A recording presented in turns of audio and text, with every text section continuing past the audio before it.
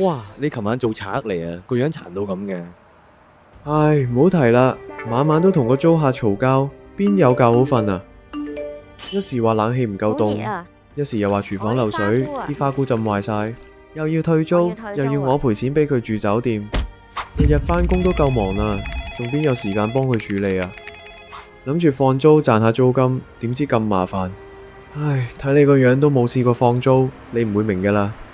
我明白啊，我都有收租喎。不過我有專人幫手管理、維修、溝通，全部都唔使我去操心，輕鬆收租冇難度。穿住收租，煩惱 say no。好辛苦啊，出租單位好煩啊。